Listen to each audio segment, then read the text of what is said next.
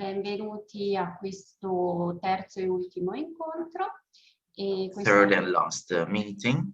Today, our professor will continue his presentation. He will focus on some aspects of the communication between administration and private stakeholders. And I would like to give the floor to the professor. I would like to thank him for being here with us today. The floor is yours. Good morning, everybody.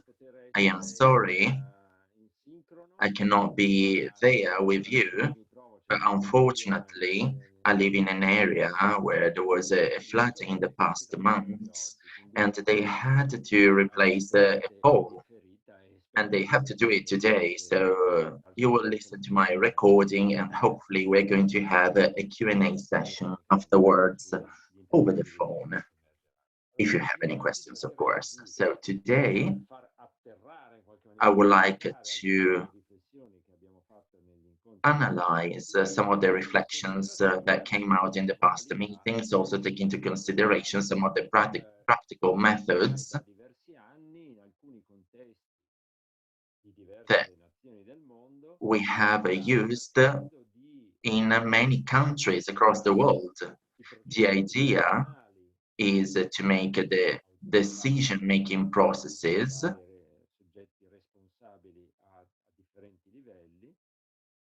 get closer to the population, the stakeholders, individuals, interest holders, or people who wanted to be involved in the decision-making processes. So we use the so-called citizens' assembly. What is it? Well, basically, we are putting together in the same time and in the same space a group of citizens, and these citizens gather together to have an exchange of points of view, or to deliberate, to take decisions, to propose decisions. And these groups of citizens maybe cannot take final decisions or operational decisions, but at this level,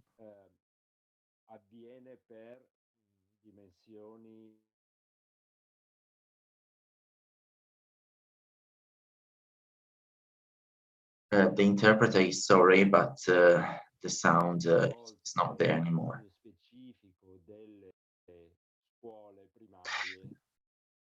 So, for example, primary schools are gathered together to decide the names of public parks, or there are some work groups inside these primary schools. They work on the local history, the characteristics of the local environments, or the historical characteristics of the park, of the neighborhood. And to involve pupils is important to, let's say, decide the names of the parks. Or sometimes people who live in a certain neighborhood are gathered together maybe to give a name to something else. And these assemblies are rarely considered as significant to take real decisions, with the only exception of shared projects in which there are some technicians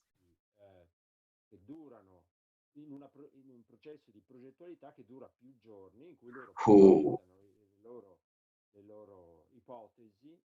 present their hypotheses in a project, and they engage citizens with simulations, for example, or they build up models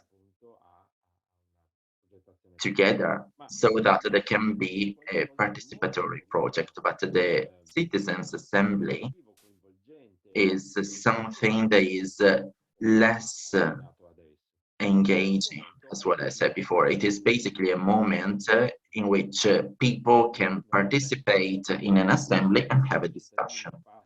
The citizens' assembly is made up of 4 phases. So the first phase is to select the participants. It can be more open, less open. It means that basically posters are placed on the walls to invite the citizens to take part in the assembly. Or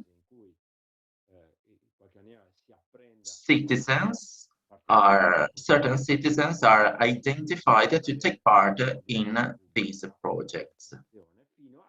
And then in the end, there is a public hearing, and in the end, there is a sort of decision-making process, which is subject to a voting.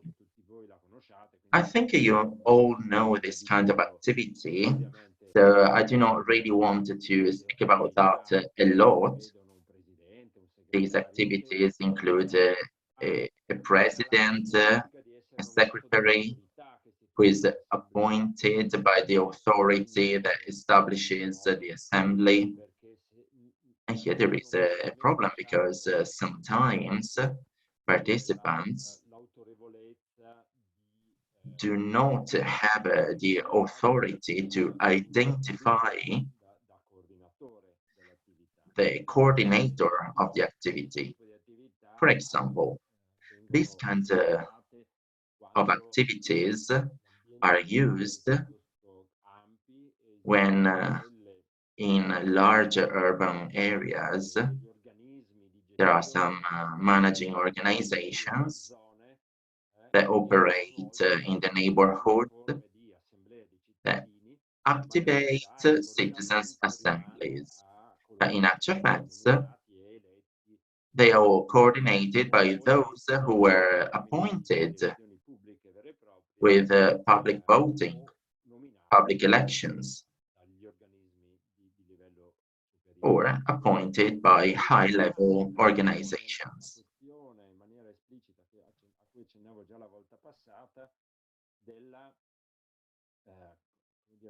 Last time I spoke about the importance of the voice of those who have a public role.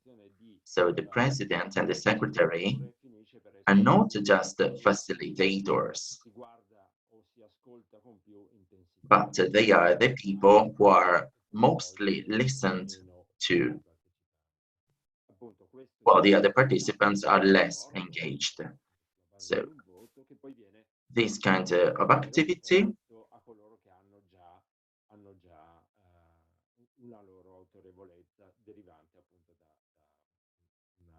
produces a report. Obviously, the mandate that is given to this assembly changes, and the incidence of this participation can produce some weird effects, some counterintuitive effects.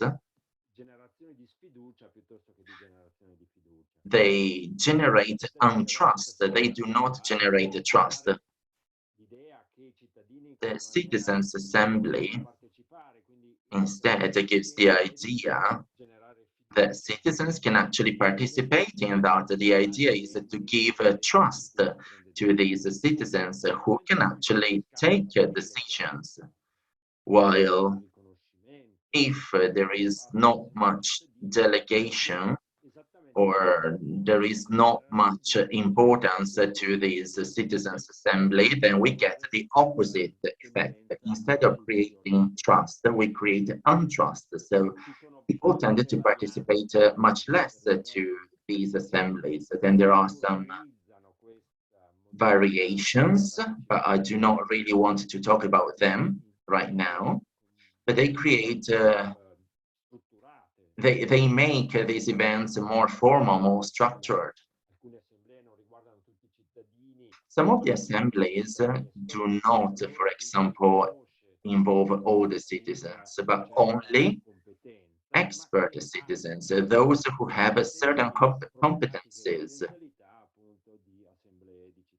and they have the same problems and potentials of other citizens' assemblies.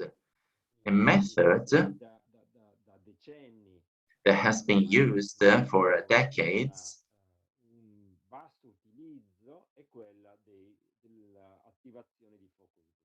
is the so-called activation of focus groups.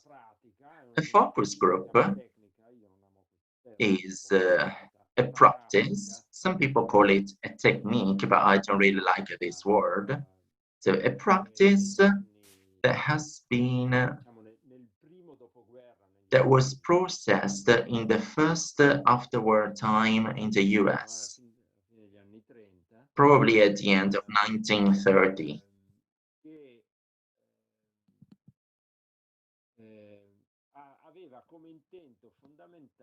And the main idea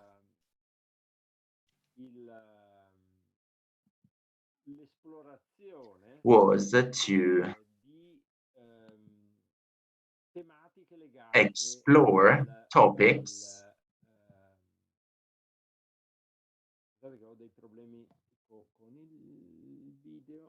I'm sorry, I've got some problems with my screen. I can't see you anymore. I need to stop sharing my screen and then reset it. Just a second, please, be patient.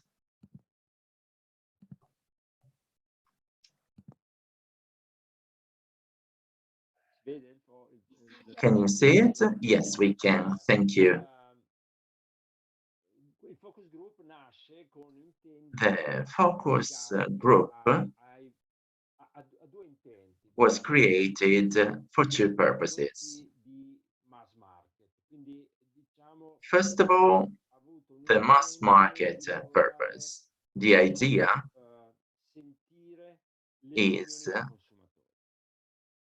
to listen to the consumer's opinion. That was the most, that is the most widespread use. And it was also created by two sociologists from Austria who wanted to understand the public opinion about certain phenomena that were present in the public sector in that moment. So they put together some people around the table, they proposed a topic, and everybody had to participate in the discussion. The idea started around the political opinion, but then they discovered that this was a good technique to understand the consumption trends, the consumer trends. So this method was used to understand the preferences or the ways of consumption, or also to study how products were purchased. What is interesting in the story of the focus groups is that they were created in connection with soap operas. So soap operas are TV narrations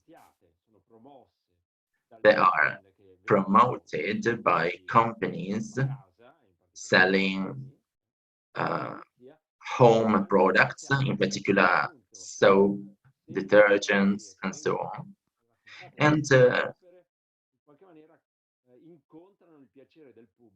these focus groups were developed whether the stories of these soap operas were interesting for the public.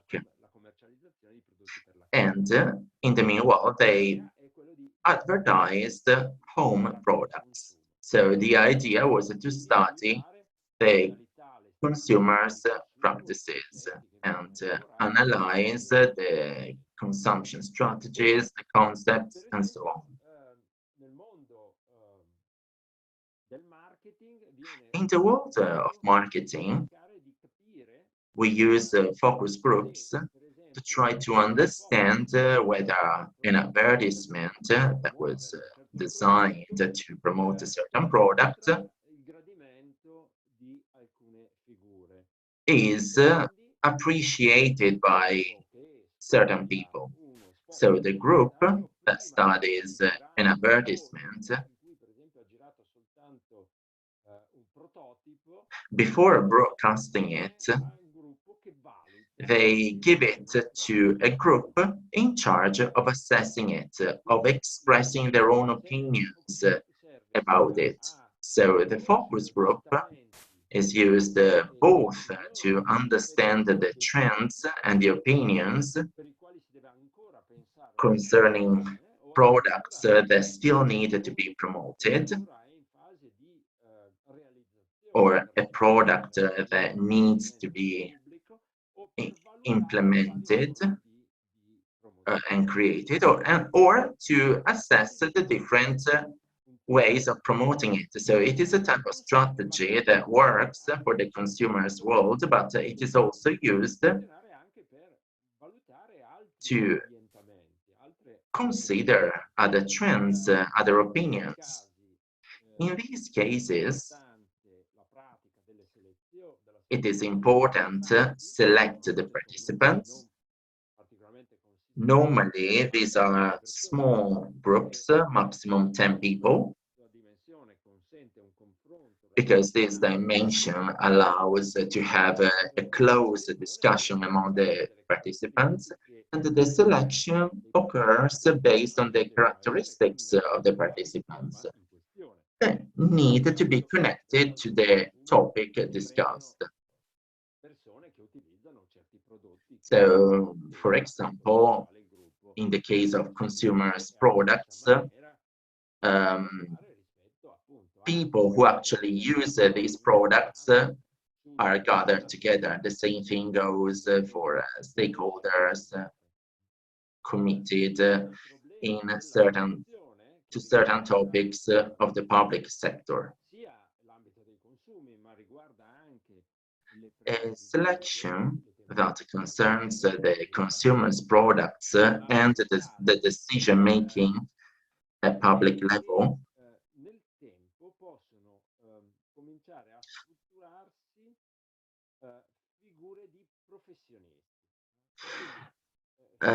allows to form professionals. So those who select people who then take part in these focus groups for consumers' products have some lists of people, and they know what kind of products they use. So basically, the people who have already taken part in other focus groups are selected. This element facilitates the dynamics, but at the same time, it limits the knowledge of these people.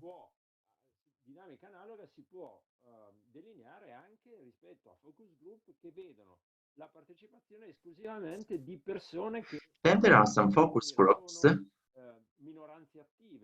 that involve the so-called active minorities. These are people who are empowered, who are already taking part in the public debate. Maybe their ideas or their opinions do not represent the opinions of the larger public. So selecting the participants is crucial, because the idea is to carry out a qualitative survey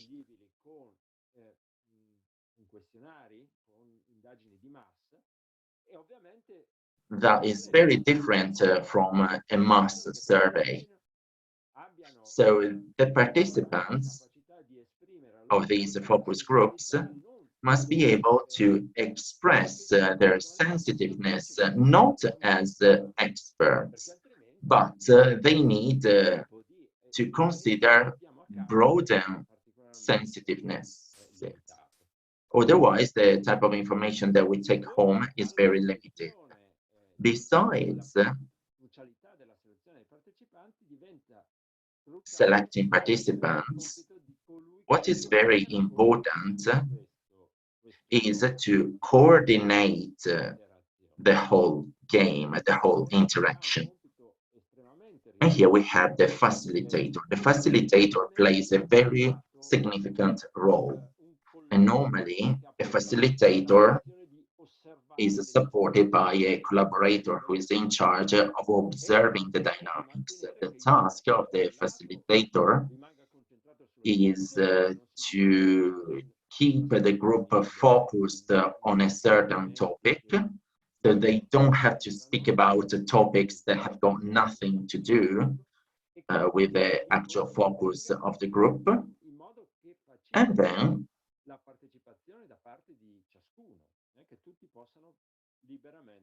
everybody should also freely take part in these focus groups. So the role of the facilitator is to encourage participants to freely express their opinions and to have a dialogue with the other people, also answering the questions that are asked by the other participants or by the facilitator itself. So the facilitator, together with the observer and to those who have organized the focus group, drafts the focus of the focus group. And this focus should have some sub-focuses, sub-aspects, around which the group has to work. The focus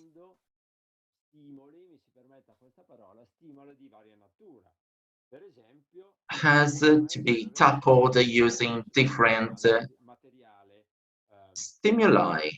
For example, you can use pictures to illustrate certain scenarios or certain situations that could have that could entail a problem. For example, the degradation of a certain road, and you can show some pictures of that road, or you can show some videos of a certain situation, or you can also use some parts of films that propose the topic to be discussed.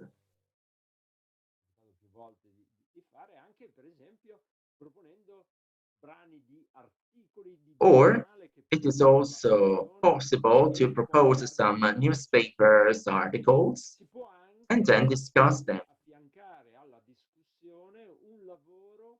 And besides the discussion,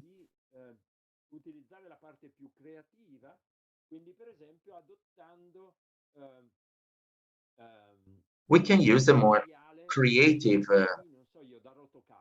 work. So we can get, for example, materials coming from newspapers, we can use pictures, we can use photographs, we can use drawings, so that we can ask each participant to create some collage to propose as a base for discussion, so that it is possible to have some paper material and not just the video recording or the audio recording of the meeting, so that we've got something tangible in our hands. If we create long-lasting focus groups, and this is something that is not easy to do, because it is quite challenging to have a focus group that lasts for longer than 3 or 4 hours, then we could imagine some forms of reporting that are more elaborated, so not just the collage. We could use Lego bricks, for example, or we could use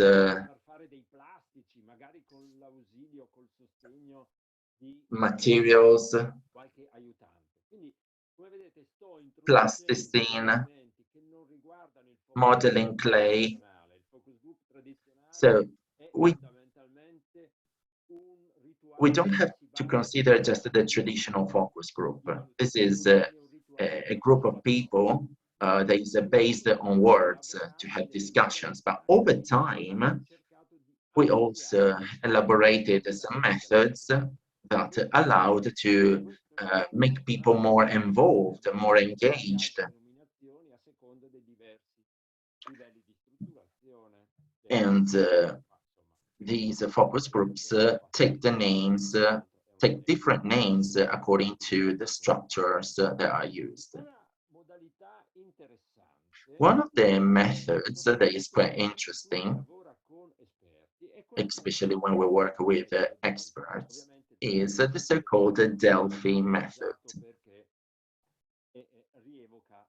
Delphi recalls the Greek oracle of Delphi. So the opinions of experts are put together, and there is not a debate in place, but digital instruments are used to do that, and opinions are expressed anonymously.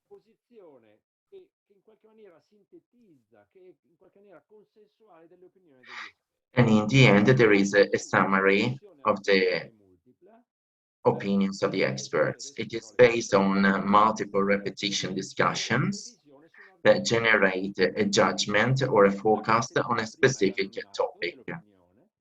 Opinions are anonymous, and they are expressed with a controlled feedback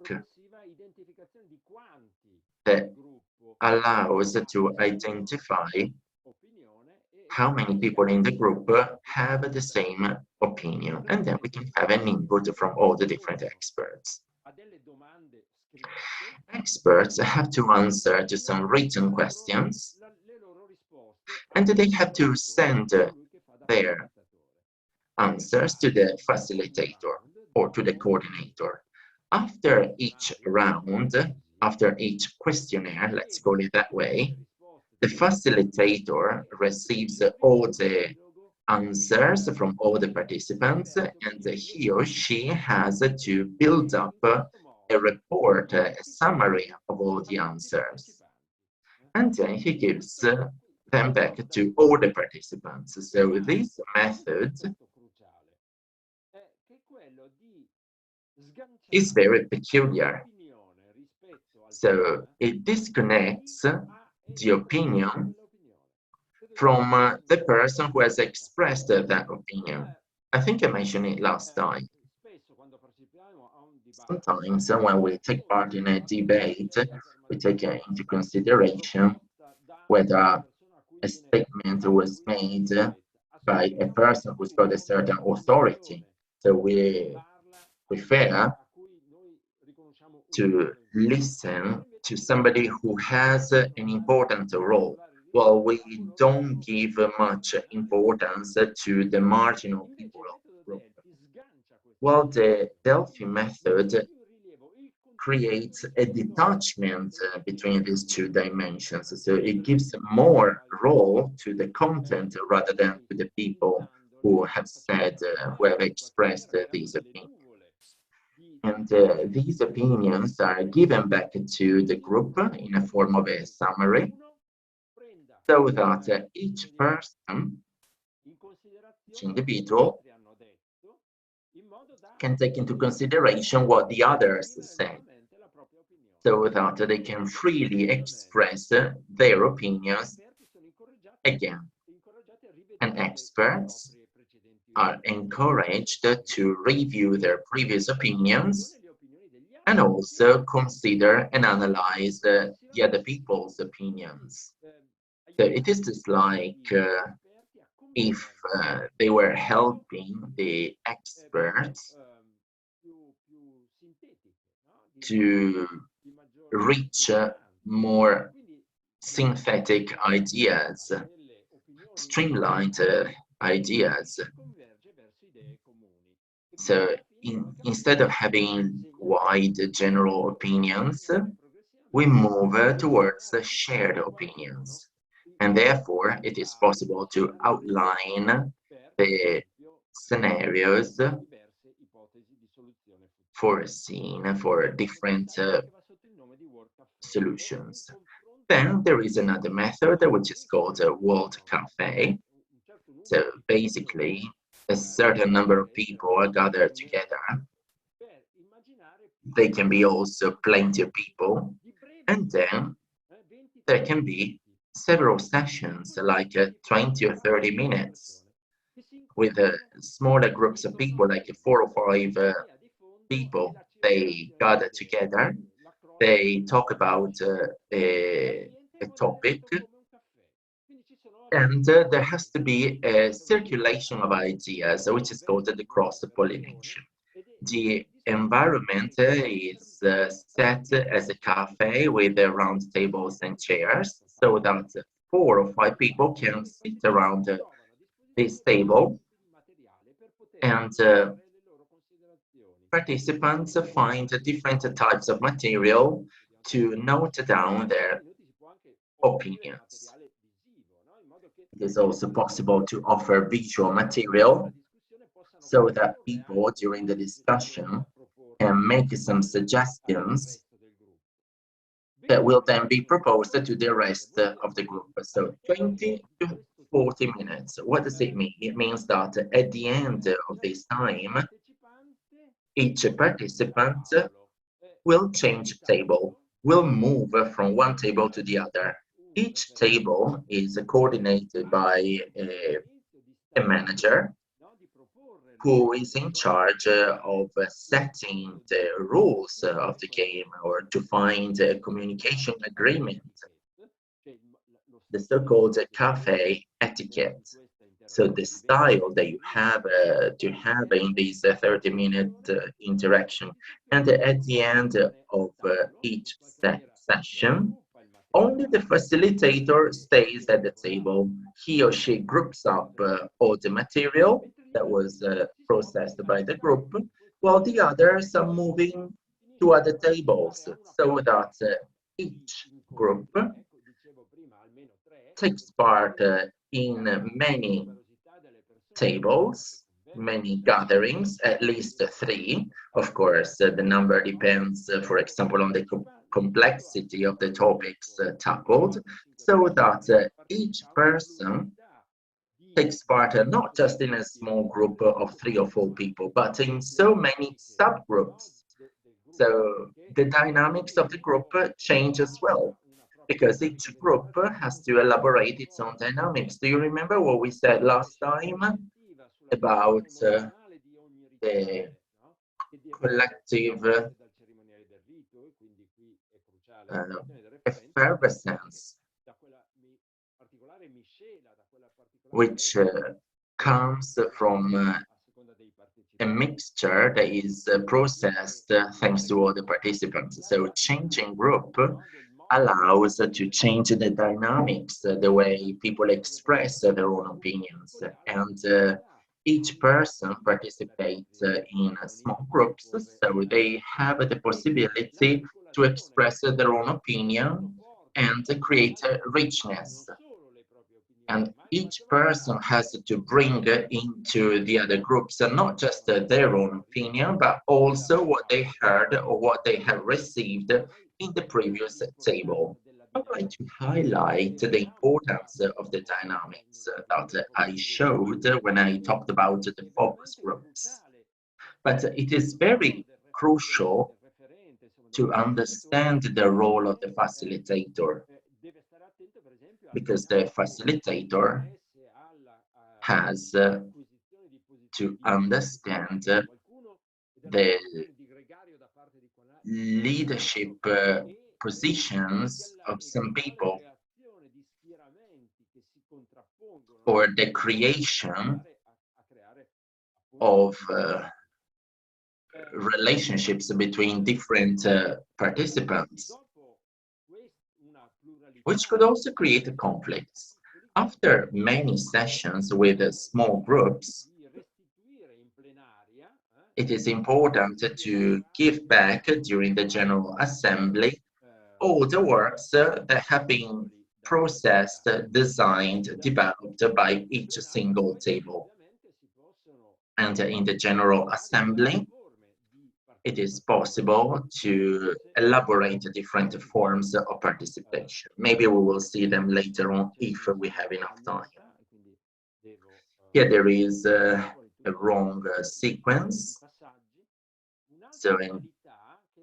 But anyway, another method that is very top-down is the so-called storytelling, which has been very popular over the past few years. This is a procedure that is top-down. It is a procedure that can be useful for those who have created a certain project and they wanted to capture the public to make them understand the meaning of their project.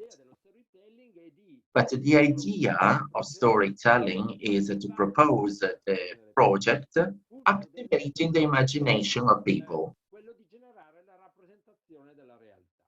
So basically, the idea is to represent the reality. You have to catch the public creating a narration.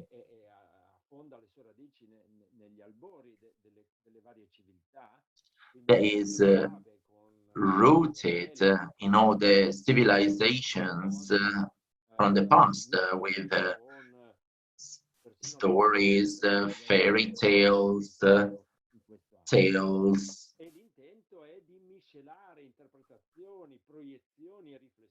And the idea is to mix together different reflections. So what is a suggestion for those who wanted to follow this way, so capturing the public with a storytelling? Well, first of all, we need to create a structure. And there is an author who has studied fairy tales, and I'm talking about pop. And the idea is to structure this narration, creating a beginning, a central part, and an end, presenting the characters, creating the setting, and also creating a tension, a conflict, because without a conflict, we cannot have a story. So there could be a conflict between two humans. Each film goes on like that, or each novel goes on like that. Or there could be a conflict between two social groups, or a conflict between an individual and the whole collectivity, or between the collectivity and the nature. The idea is to promote a narration that has a tension, a conflict, and then there is a turning point, which could be, for example, a hero, a turning point, and then there is the conclusion. And in the conclusion, all the matters have to be solved, and all the problems have to be solved as well. After that, after the narration,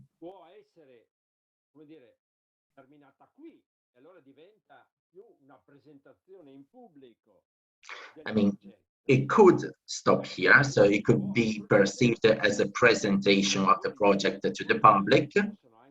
Or from here, we can move to some work groups that are similar to the cafe that we saw beforehand.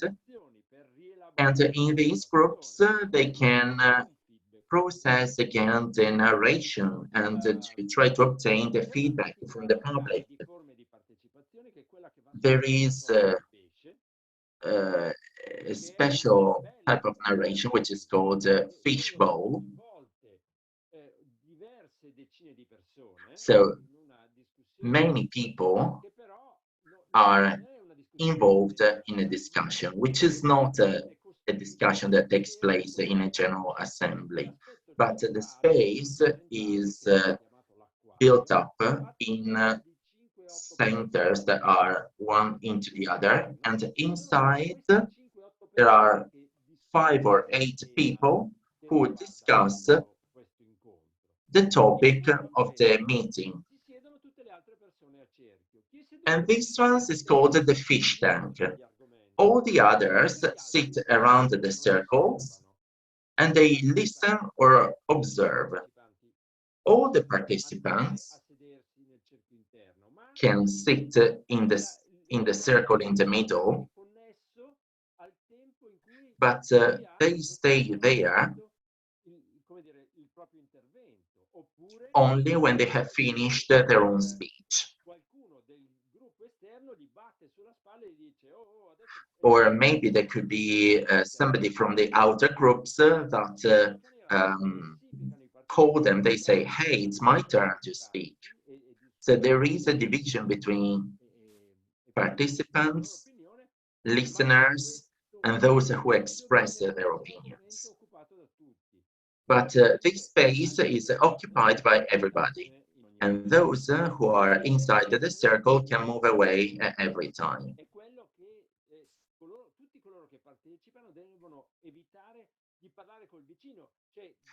And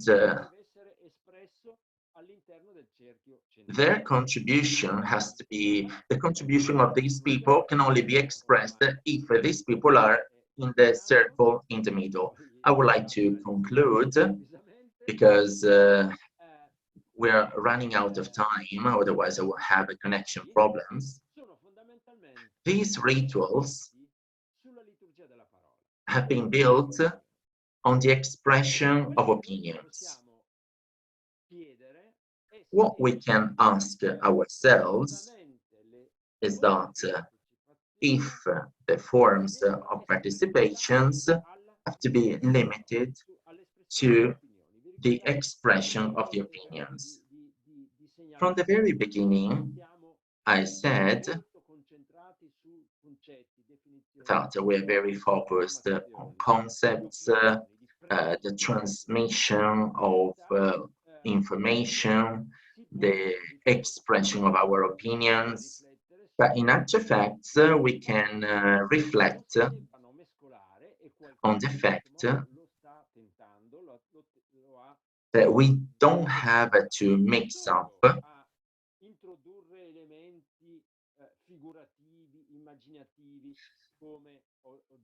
imaginary characters. We have indeed to introduce some individuals that draw inspirations from role plays. There are practices that are used in the therapeutical and in the education sector. Role plays have got very different characteristics. And these characteristics depend on the rituals of the facilitator. So why are role plays so important?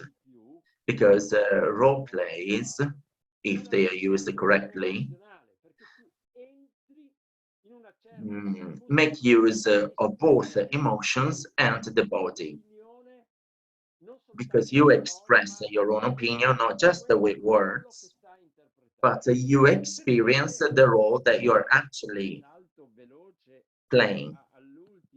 Now, I would like to skip some slides and go directly to the last aspect that I would like to simplify as it is. A wise judge listens to a first complainer and he says, oh, you're right. Then he listens to a second one in a very careful way and he says to him, oh, you are right as well. So here there is a contradiction, while the principle of non-contradiction is at the basis of our culture. And to express this problem, somebody from the public says, but Mr. Judge, you can't say you are right. You can't say to everybody, you are right. And the judge says, you are right as well. What I am saying is that rituals based on words are based on the debate, on convincing rather than on the dialogue. There is a dialogue only when we recognize a certain dignity to the others, the same dignity that we want to have. So we basically assume that the other one is right. If we want to promote a point of view that promotes the dialogue, we have to assume that the other one is right.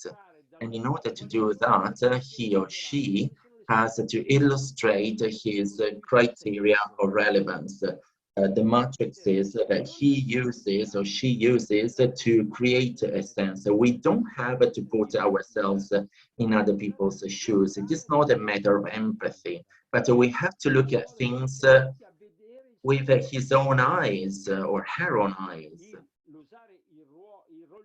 So using role plays, putting our body in the position of the other person